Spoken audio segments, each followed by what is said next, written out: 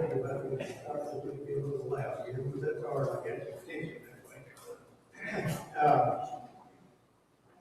welcome everyone to the class.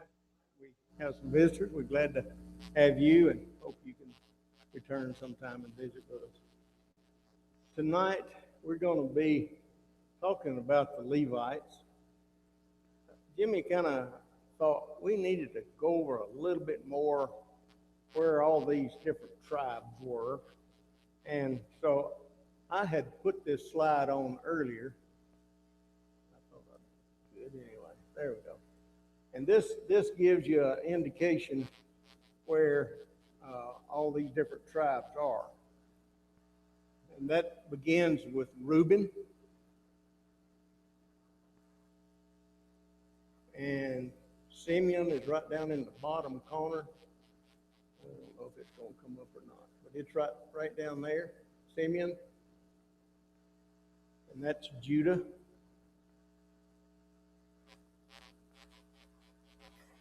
Well, this thing is going slow tonight, folks. Sorry. And that we have Dan. And the other Dan is up at the top, up here. And we have, that's Naphtali, yeah. I hadn't got it all the way up the top. Okay. Yeah, there we go. This one's kind of slow here. And that one is Gad. And that's Asher. And that's Issachar. And that one is Zebulun. And that is Ephraim. And you have Manasseh on the west side and Manasseh on the east side as well. All right. So that gives you an idea of where the different tribes were, the 12 different tribes were located. And we're going to be referring to some of those tonight, even some of the locations. All right, tonight we want to talk about the cities of refuge we find in Joshua, the 20th chapter, verses 1 through 9. And the next thing to do was to select the cities of refuge for the people. Where I can see it. For the west side of Jordan. What about the east side of Jordan? Oh, by the way, that's group 1, this is group 2, that's group 3. So group 3, what about the city of refuge on the east side? Have we already got those? That's a yes or no question. Just say yes or no. Who said that? Good. Yes. All right. Those are already set. When were they set, group number 1? When were those cities set?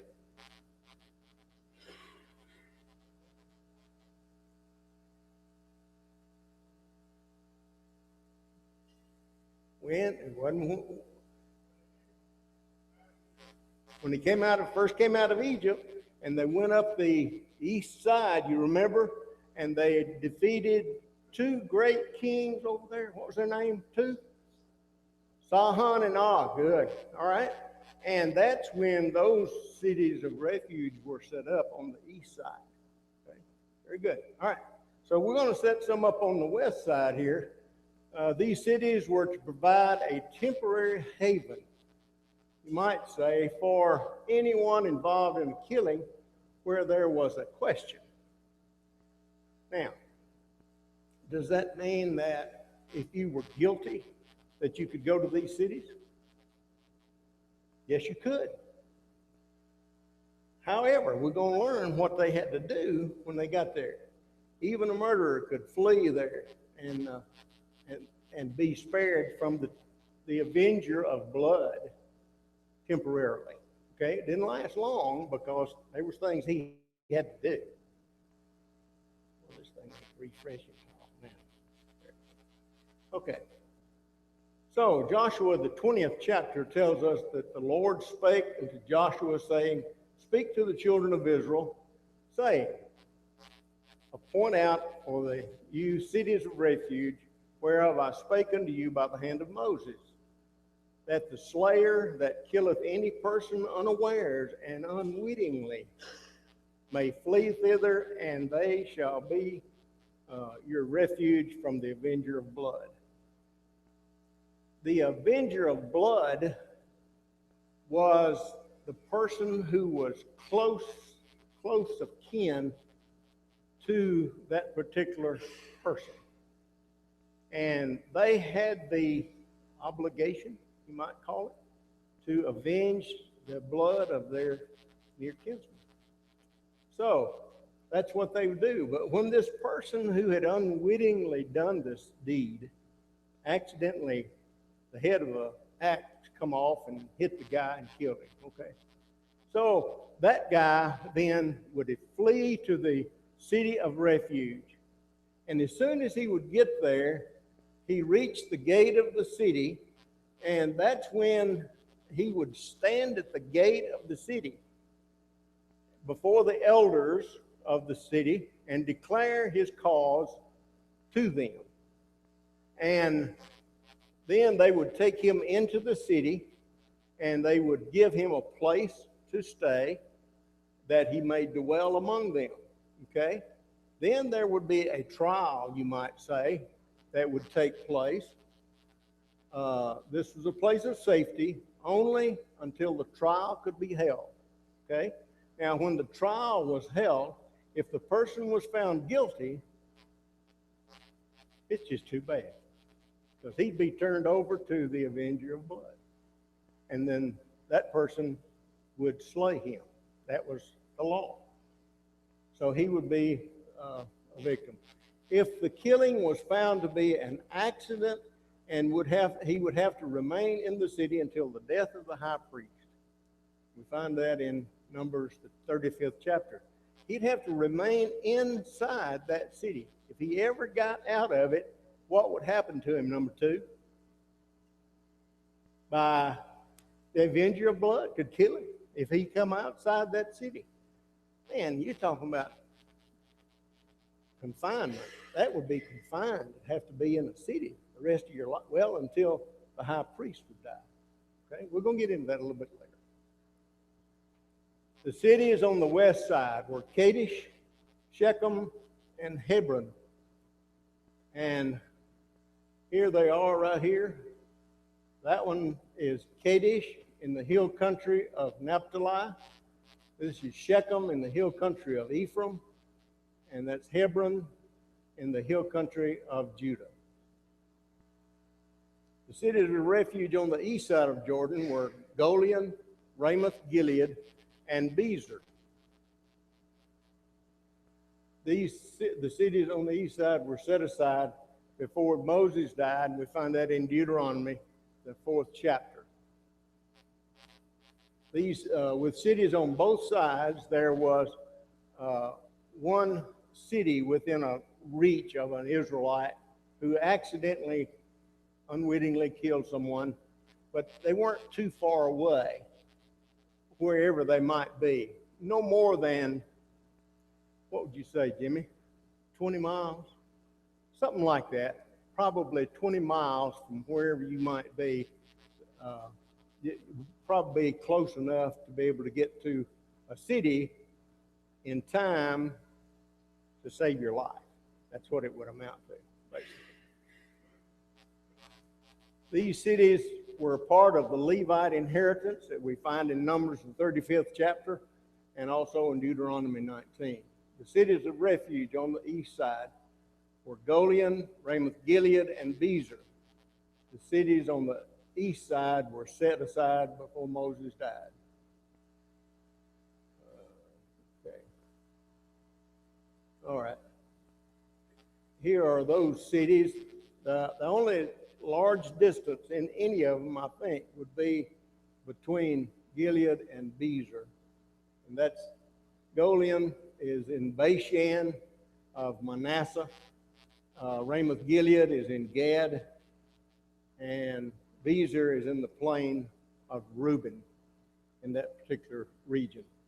So that would, to me, I think that's probably the largest span of area that anyone would have to travel, to go there. We know the distance from the Dead Sea to Galilee was how many miles? 1? Come on now. We done gone over this. All right, 2, tell me. How many miles? How many miles from the Dead Sea up to Galilee? Can number 3 do it? How many miles? Oh, y'all have let me down. 80 miles. Don't you remember we said it was about almost like going from here to Birmingham? You don't remember that? Man, I am losing out, man. All right. So we find that travel would take a while. All the tribes now had their land. The heads of the tribes of Levi came to Eleazar and Joshua at Shiloh and told them that the Lord commanded by Moses to give us cities to live in. And the fields around them, the Lord commanded that they get 48 cities. That's a lot of cities, you think.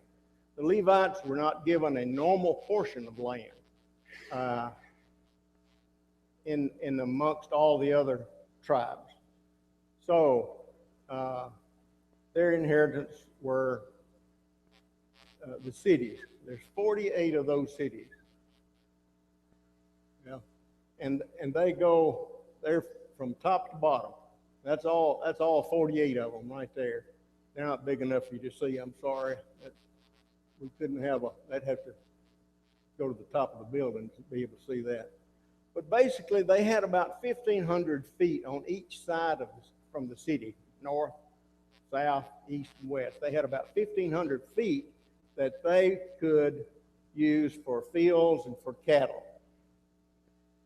This did not include the cities themselves a lot of times. They received, the Kohathites, they received 13 cities in Simeon and Judah and Benjamin, these different tribes. They were Hebron, Libnah, Debir, Beth Shemesh, Gibeon, Geba, and Anathoth. Those were the cities that the 13 cities. I don't know if that's 13 or not, but anyway, those are the major cities anyway. Hebron was for the priest, but the surrounding village and fields belonged to Caleb. Why? Number 2. Why did that belong to Caleb? Anybody remember? He asked for that specifically from Joshua. Because, why? What had he done? All right, he brought back a good report from when they had traveled from where? To the Canaan? What was the name of that place? Kadesh Barnea. Very good. All right. Y'all just a little quiet tonight. Y'all don't be afraid to be talking. That's fine. All right. So Caleb owns the field and the villages that surrounded Hebron. The remainder of Kohath, who were not priests, received 10 cities. They were in Ephraim, Dan, and the half-tribe of Manasseh on the west side. And those cities were Shechem, Gezer, Beth-horon, El-Tekeh, Gibbethon, Aijalon, and Taanach. And I know this sounds kind of, I don't know where those places are, right? You're not alone. There's a lot of people don't know where they are. Just the major cities, ones like Shechem, we've talked about it quite a bit. And some of those other ones, we don't talk about a whole lot. And they don't come up in a lot of the studies that we do. These were all in the central portion of the land. The cities of the Gershonites, they got 13 cities in Issachar, Asher, Naphtali, and the half-tribe of Manasseh and Bashan. The only cities well known among them were Golan in Bashan and Kadesh in Naphtali. The Merarites received 12 cities in Reuben, Gad, and Zebulun. Better known cities of these were Jokneam, Bezer, Ramoth Gilead, Mahanaim, and Heshbon. This is just a summary, more or less, of the cities, saying that they did receive the 48 cities. All right, now it comes time for the Transjordanic tribes to go home. So Joshua calls the men from the east side of Jordan to him and talks to them, and he says, you have kept everything that Moses commanded you. What had Moses commanded them, number one?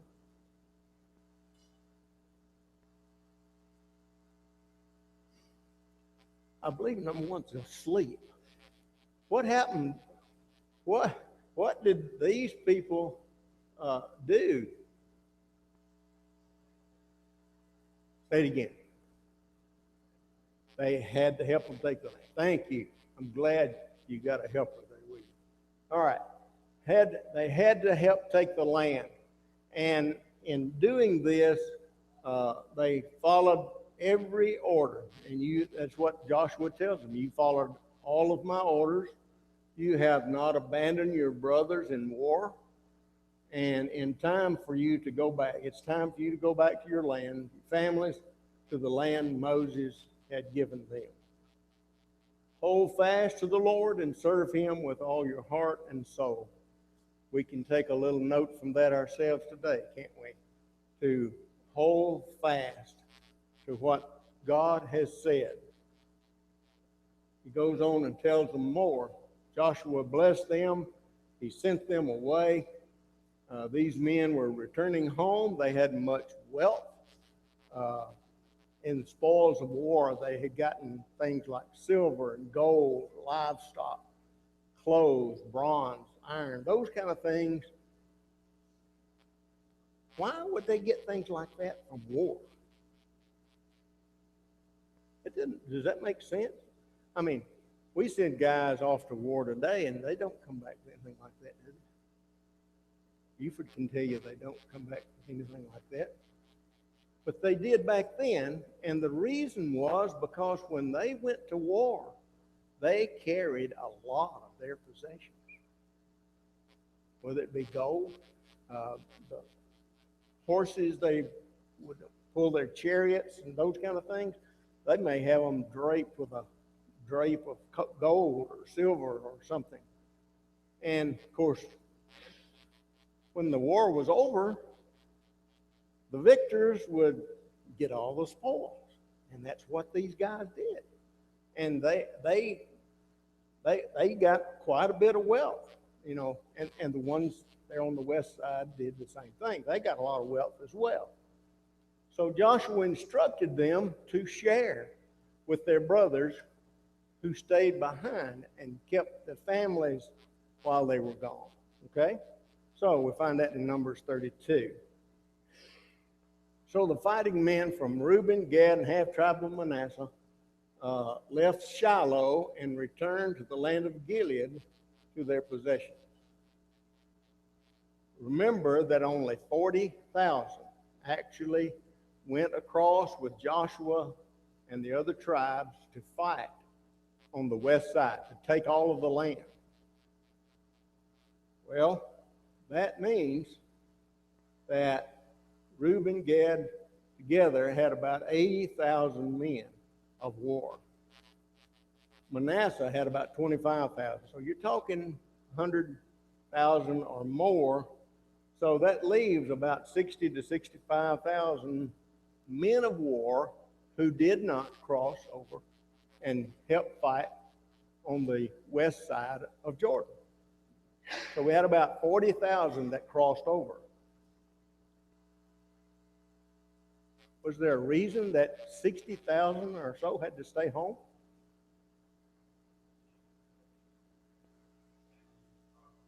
Like Buford said, they had to have protection for the the places that they'd already had set up on the east side, the cities, they had to have some kind of protection there because nations could come in and overrun them, destroy them, kill all the families and that kind of thing. So that many men needed to stay home to help take care of that.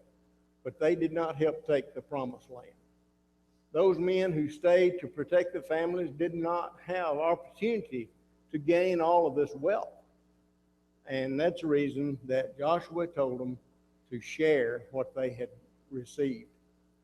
So these men left, going back to the east side, and they got to the Jordan River. And they decided to build an altar. The tribes on the west side heard about them building an altar, and they had a come apart. They thought, man, they have really gone off the deep end, you might say. Many of the men of war on the west side gathered at Shiloh to actually go to war against those people on the east side. Because, well, what was so bad about building an altar? 2,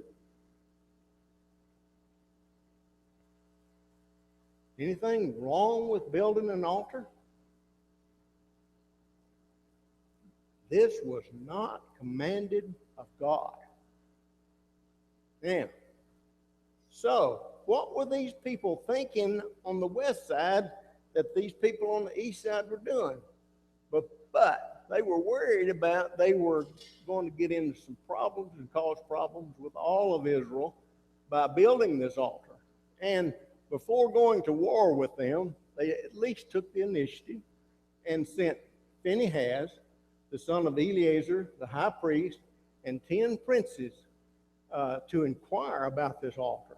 They want to know what's going on because this just wasn't supposed to take place. Now, the altar was somewhere in that region right there. They left Shiloh, followed that track up to Ramoth Gilead, thereabout. Somewhere in that region is where they built the altar. So, the question that Phinehas asked, what do you mean by building an altar? They didn't come out and ask why. What do you mean building an altar? I mean, it was a pretty direct thing that was going on. Do you not remember the trespass against God at Peor? What happened at Peor too?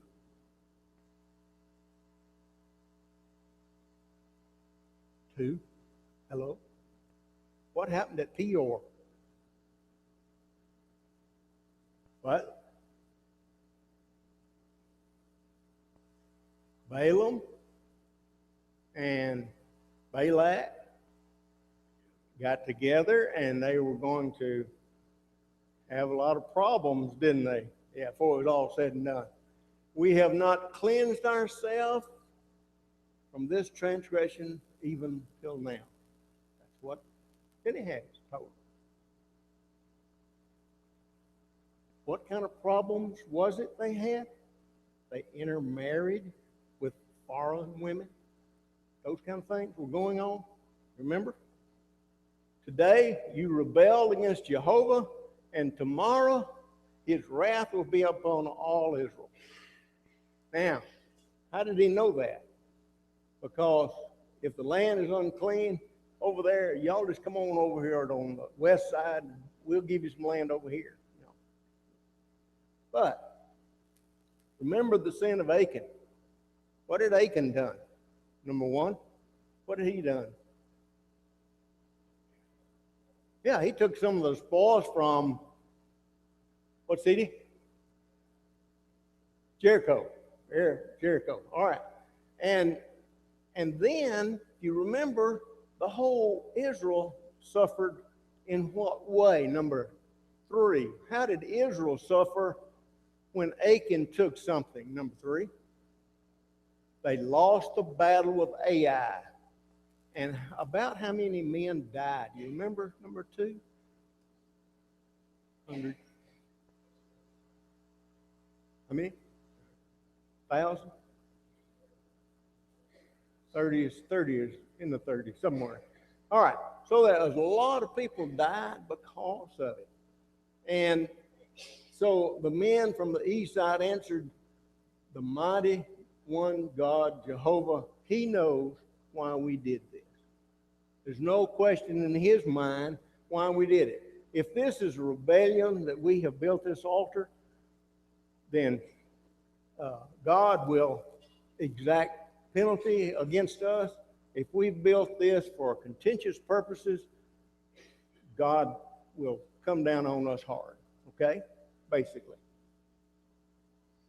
In time to come, your descendants may say to our descendants, you have nothing to do with Jehovah, the God of Israel. You are no part of Israel and not even part of the promised land. Y'all live on that east side, and y'all are just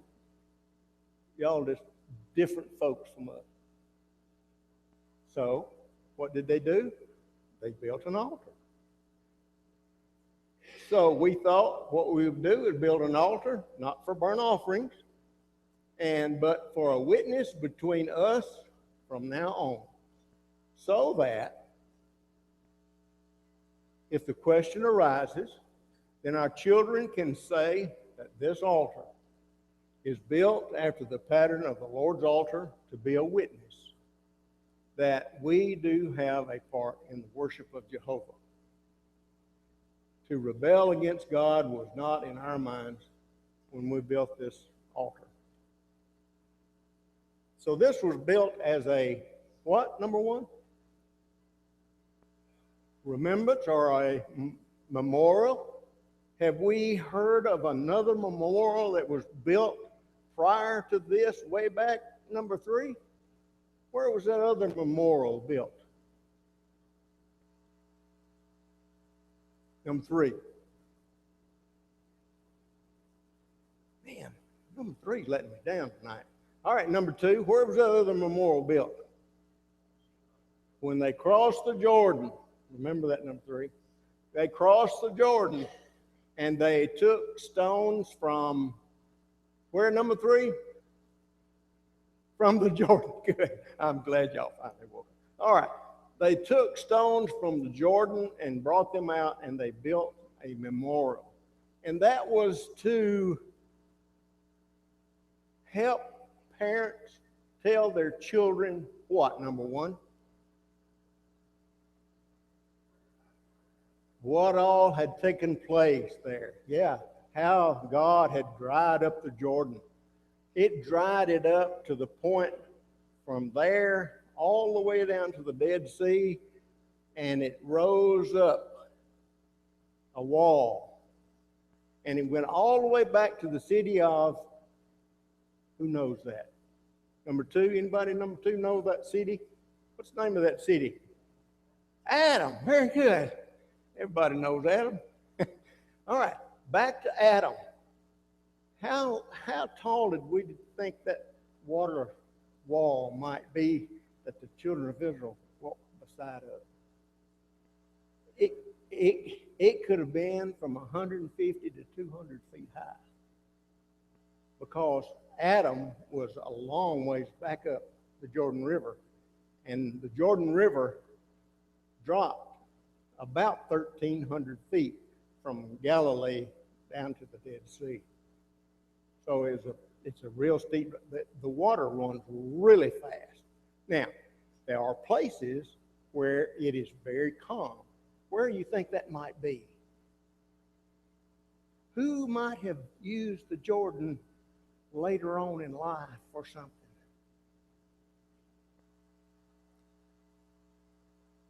Say it again. Christ?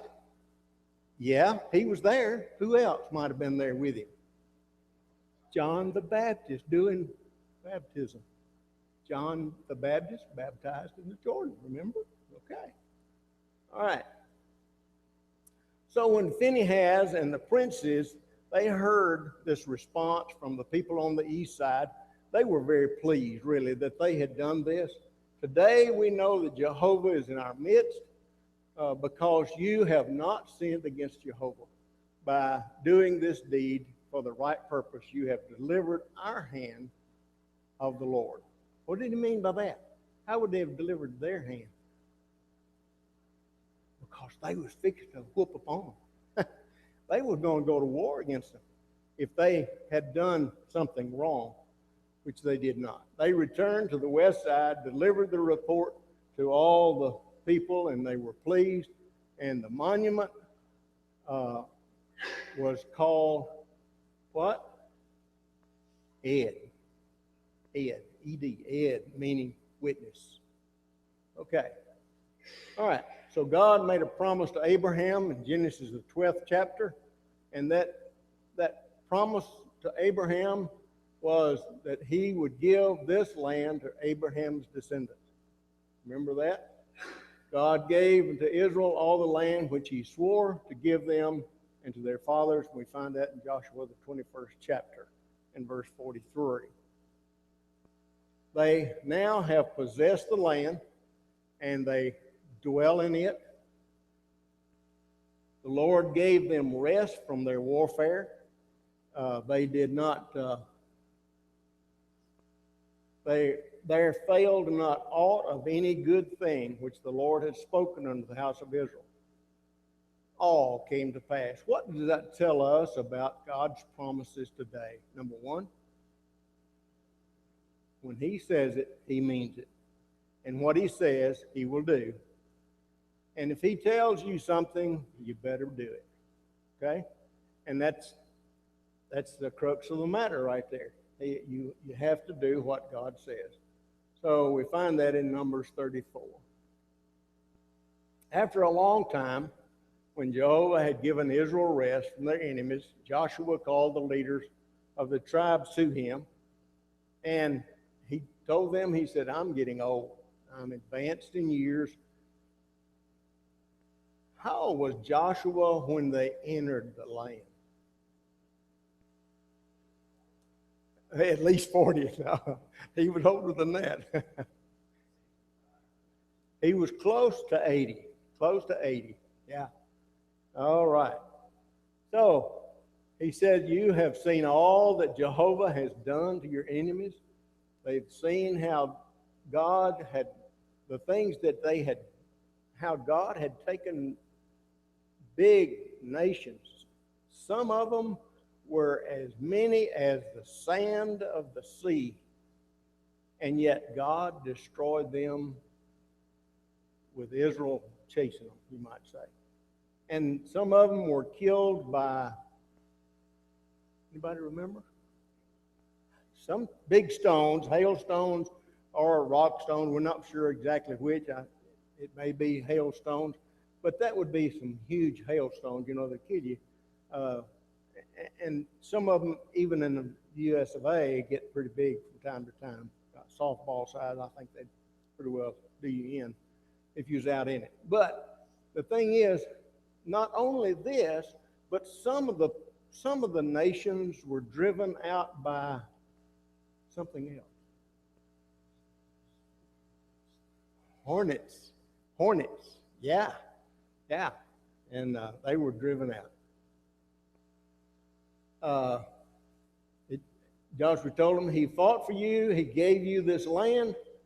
Each of the tribes have your own inheritance now. Some of the land must still be conquered because all of it wasn't completely wiped out of their enemies for a particular reason. Why? Number two, why did all the people not have to be driven out? Number one, somebody's talking, tell me. Say it again, I'm sorry. Okay, they weren't able to fight, but there's reason that, another reason that they didn't drive them all out at this particular time, because had they driven them out, it would leave a lot of blank space for wild animals. Wild animals would move in and take over, and God didn't want that to happen. So they were to drive them out little by little. You must be courageous and do all that God had spoken in the law. Do not turn from it at all. What does that tell you today? It says, do what God says. Don't turn from it. Stay with what God said. Don't add to it. Don't take from it. We've already learned where they were told not to turn to the right or to the left. Same thing applies here. Do not go among these nations and have anything to do with them or with their gods. What was the problem with doing something with them or the gods? They would turn from Jehovah. And if they did that, then Jehovah is going to take care of them. He will continue to help you if you follow him and love him above all else. Do not intermarry with these nations. If you do, Jehovah will no longer drive out your enemies. These nations will become a snare to you until you have perished off this good land. This was a good land at this point. And a lot of people that go over there today, there's not that many places of good land anymore. Jehovah said, I am today going, Joshua said, is going the way of all the earth. What are you talking about? Number one, he's about to die. That's right. He's just about to die. Not one thing has failed to come to pass that God has promised. Evil will come upon you if you forsake the Lord and serve other gods.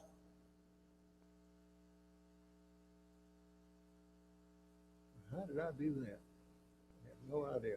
Anyway, your ancestors lived beyond the river Euphrates, and they served other gods. Who are we talking about the other side of Euphrates? Who that might be, their ancestors. Abraham, yeah. And not only Abraham, but they moved from Ur up to, what was that other city up there? Haran, okay? Now, do we know of somebody else that went up to Haran to get a wife? What did she bring back? One of her father's idols. That's right. So those people worshiped idols. And that's what that's what Joshua was talking about. They served other gods. God called Abraham and brought him to the land of Canaan. And where did Abraham first stop in Canaan? What was the name of the city? Shechem. Good. He multiplied his descendants in the land. He also gave Esau land for his possession. That would have been Edom. Jacob and his family went to Egypt. God brought you out after many years. You came to the Red Sea, and the Lord opened up the sea. What was different about the way this opened and the Jordan? The Red Sea parted. That's right. And they went through with a wall of water on both sides and went through on dry land. God destroyed the Egyptians as they crossed. You have seen what he did in Egypt and also all the things that happened while you dwelt in the wilderness. He brought you to the land of the Amorites. You fought them and delivered them to you. Who would that have been, the Amorites? Probably Sihon and Og, probably. Who's talking about there? Balak rose up and fought using Balaam, the son of Beor, to curse you, but God wouldn't listen, and God blessed you instead of cursing you. You crossed over Jordan, came to Jericho, saw the hand of Jehovah delivered them into your hand. He also had given the land of Canaan to the hand as an inheritance. He gave you land that you have not worked, cities that you did not build, vineyards and olive yards, I guess it would be gardens, that you didn't even plant. But you got all of those things. Now, therefore, fear the Lord and serve him sincerely and genuinely. Turn away from the gods which your fathers served in Mesopotamia and in Egypt, Had we heard before that they actually served gods and the other gods in Egypt? I don't think we had read that before. I don't remember reading it back in Exodus or even Genesis where they served other gods. But he tells them to serve Jehovah. You make the choice whom you will serve, gods of your ancestors, the land where you're at, now the Amorites. For me and my house, Joshua says, we're going to serve Jehovah. And so that's what happened. The people answered back, it would be unthinkable for us to serve another God. God, Jehovah, is the one that brought us here, and you cannot serve the Lord because he is a jealous God. Joshua tells them, so he won't put up with your transgressions. If you forsake him and follow other gods, he'll destroy you. Their reply was, we will serve the Lord. Where have we heard that before? Many times on their trek all the way to this land. They've said that so many times. Now put away your foreign gods and serve him. They made a covenant there, God and the people. Joshua died at the age of about 110. They buried him in Timnath-Serah in the hill country of Ephraim. Israel served the Lord all the days of Joshua and all the days of the elders after Joshua that had known the mighty works of Jehovah had done in Israel. The bones of Joseph now, which they had brought out of Egypt, were buried. They were buried at Shechem, and that's in that region right there. All right, Eliezer dies. What does that tell us if Eliezer dies? Something could happen.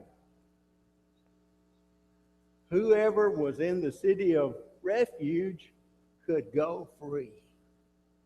Yeah, how about that? This is in the hill country of Ephraim. I think it's time to quit. Thank y'all so much for your comments.